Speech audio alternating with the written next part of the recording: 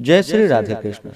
आप सभी का आपके अपने YouTube channel VK Mishra present में बहुत बहुत स्वागत है। जब भी मंगलवार के दिन प्रदोष का व्रत पड़ता है तो इसे मंगल प्रदोष या भौम प्रदोष व्रत के नाम से जाना जाता है। जो भी भक्त सच्ची श्रद्धा के साथ नियम और निष्ठा के साथ मंगल प्रदोष का व्रत करते हैं, इस दिन भगवान भोलेनाथ, माता पार्वती का और हनुमान जी का पूजन करते हैं तो इस व्रत के प्रभाव से रोगों से मुक्ति मिलती है, स्वास्थ्य लाभ की प्राप्ति होती है, जीवन में आ रही सभी प्रकार की समस्याएं दूर हो जाती है और जीवन में समृद्धि आती है।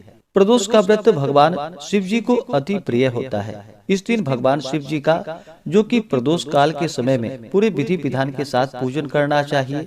प्रदोष काल का समय सूर्यास्त से 1 घंटे पहले और 1 घंटे बाद तक के बीच के समय को प्रदोष काल कहते हैं। इसी समय में भगवान शिव जी का, जो कि पूरे विधि विधान के साथ पूजन करना चाहिए। इससे भगवान भोलेनाथ अपने भक्तों पर अति प्रसन्न होते हैं। प्रदोष व्रत को रखने से 100 गायों को दान करने के बराबर पुण्य फलों की प्राप्ति होती है। प्रदोष का व्रत, जो कि कम से कम 11 त्रयोदशी या पूरे वर्ष की 26 त्रयोदशी का व्रत करना चाहिए। उसके बाद आप चाहें तो व्रत धारण करें या फिर व्रत का उद्यापन कर ले, इससे अनंत फलों की प्राप्ति होती है। तो आइए सुनते हैं भौम प्रदोष व्रत की कथा। हे भगवान भोलेनाथ, आप करोड़ों चंद्रमा के समान कांतिवान, त्रिनेत्रधारी, मस्तक पर चंद्रमा का आभूषण धारण करने वाले, पिंगल वर्ण के जटाजूटधारी, नीले कंठ तथा अनेक रुद्राक्ष मालाओं से सुशोभित, वरदहस्त, त्रिशूलधारी, नागों के कुंडल पहनने वाले, व्याघ्र चर्म धारण किए हुए, रत्न जड़ित सिंहासन पर विराजमान शिव जी हमारे सारे कष्टों को दूर करे तथा सुख और समृद्धि का आशीर्वाद प्रदान करे। तो बोलिए प्रेम से भगवान भोलेनाथ की जय, माता पार्वती की जय, हनुमान जी महाराज की जय। शौनक ऋषि सूत जी से बोले कि हे प्रभु, दया कर, अब आप कृपा करके मंगल प्रदोष व्रत का कथा का वर्णन करें तो आपकी बड़ी ही कृपा होगी। सूत जी बोले, अब मैं मंगल त्रयोदशी व्रत का विधि विधान आपसे कहता हूँ। मंगलवार का दिन, जो कि व्याधियों का नाशक है, इस दिन भगवान शिव जी का, माता पार्वती का और हनुमान जी का पूजन किया जाता है। इस दिन हनुमान जी को, जो कि लाल रंग का पुष्प अर्पित करनी चाहिए। इस व्रत को धारण करने से मनुष्य सभी पापों व रोगों से मुक्त हो जाता है। इसमें किसी भी प्रकार का कोई संशय नहीं है। अब मैं आपको उस बुढ़िया का कथा कहता हूँ जिसने यह व्रत किया, वह मोक्ष को प्राप्त किया। अत्यंत प्राचीन काल की घटना है। एक नगर में एक बुढ़िया रहती थी। उसके मंगलिया नाम का एक पुत्र था। वृद्धा को हनुमान जी पर बड़ी ही आस्था थी। वह प्रत्येक मंगलवार को हनुमान जी का व्रत रखकर यथाविधि उसका भोग लगाती थी। इसके अलावा मंगलवार को न तो घर लिपती थी और न ही मिट्टी खोदती थी। इसी प्रकार से व्रत रखते हुए जब उसे काफी दिन बीत गए तो हनुमान जी ने सोचा कि चलो आज इस वृद्धा की श्रद्धा की परीक्षा करें। वे साधु का वेश धारण कर उसके द्वार पर जा पहुँचे और पुकारा कि है कोई हनुमान भक्त जो हमारी इच्छा पूरी करे। वृद्धा ने जब यह पुकार सुनी तो बाहर आई और पूछा कि महाराज, क्या आज्ञा है। साधु वेशधारी हनुमान जी बोले कि मैं बहुत भूखा हूँ, भोजन करूंगा, तू थोड़ी सी जमीन लीप दे। वृद्धा बड़ी दुविधा में पड़ गई। अंत में हाथ जोड़कर प्रार्थना की कि हे महाराज, लीपने और मिट्टी खोदने के अतिरिक्त जो काम आप कहेंगे वह मैं करने को तैयार हूँ। साधु ने 3 बार प्रतिज्ञा कराने के बाद कहा कि तू अपने बेटे को बुला, मैं उसे औंधा लिटाकर उसकी पीठ पर आग जलाकर भोजन बनाऊंगा। वृद्धा ने सुना तो उसके पैरों के तले की धरती खिसक गई, मगर वह वचन हार चुकी थी। उसने मंगलिया को पुकारकर साधु महाराज के हवाले कर दिया, मगर साधु ऐसे ही मानने वाले नहीं थे। उन्होंने वृद्धा के हाथों से ही मंगलिया को औंधा लिटाकर उसकी पीठ पर आग जलवाई। आग जलाकर दुखी मन से वृद्धा अपने घर के अंदर चल गई। साधु जब भोजन बना चुके तो उसने वृद्धा को बुलाकर कहा कि वह मंगलिया को पुकारे।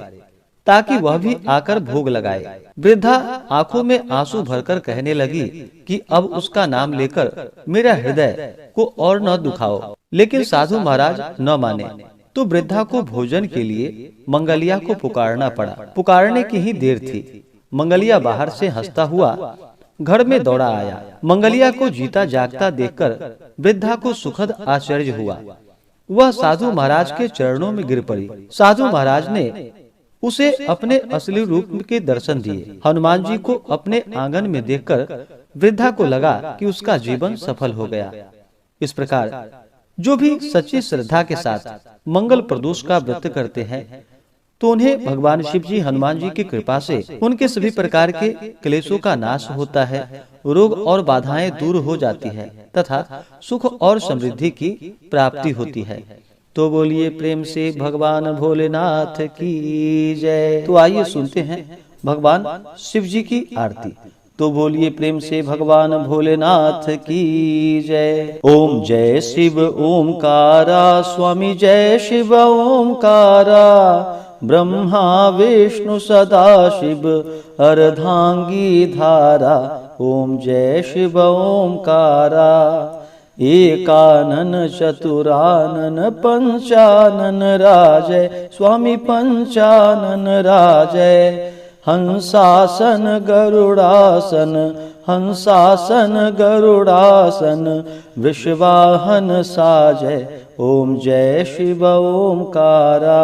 दो भुज चार चतुर्भुज, दस भुज अति सोहे, स्वामी दस भुज अति सोहे। त्रिगुण रूप निरखते, त्रिगुण रूप निरखते, त्रिभुवन जन मोहे। ओम जय शिव ओमकारा। अक्षमाला वनमाला मुंडमाला धारी, स्वामी मुंडमाला धारी। चंदन मृग मद सोहे, चंदन मृग मद सोहे, भाले शशिधारी।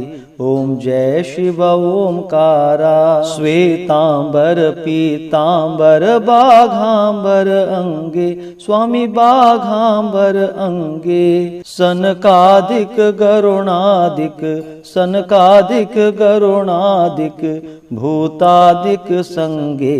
ओम जय शिव ओमकारा। कर के मध्य कमंडल चक्र त्रिशूल धरता, स्वामी चक्र त्रिशूल धरता। सुखकारी दुखहारी, सुखकारी दुखहारी, जगपालनकारी। ओम जय शिव ओमकारा। ब्रह्मा विष्णु सदा शिव जानत अविवेका, स्वामी जानत अविवेका। प्रणवाक्षर में शोभित, प्रणवाक्षर में शोभित, ये तीनों एका। ओम जय शिव ओमकारा। त्रिगुण स्वामी जी की आरती जो कोई जन गावे, स्वामी जो कोई नर गावे। कहत शिवानंद स्वामी, कहत शिवानंद स्वामी, सुख संपत्ति पावे। ओम जय शिव ओमकारा। ओम जय शिव ओमकारा, स्वामी जय शिव ओमकारा। ब्रह्मा विष्णु सदा शिव, ब्रह्मा विष्णु सदा शिव अर्धांगी धारा। ओम जय शिव ओमकारा। ओम जय शिव ओमकारा। तो बोलिए प्रेम से भगवान भोलेनाथ की जय। माता पार्वती की जय। सर्वदेवी देवता की जय। इसी प्रकार से ज्ञानवर्धक जानकारियां प्राप्त करते रहने के लिए, कथा आरती आदि को सुनने के लिए, व्रत पूजन महत्व के बारे में जानने के लिए चैनल पे अगर आप नए हैं तो चैनल को लाल बटन दबा करके सब्सक्राइब करें, साथ में बेल आइकन घंटी को दबाएं ताकि मेरे वीडियो का नोटिफिकेशन आपको समय से मिलता रहे। वीडियो को लाइक करें, शेयर करें। सुखी रहें और स्वस्थ रहें। जय श्री राधे कृष्ण। धन्यवाद।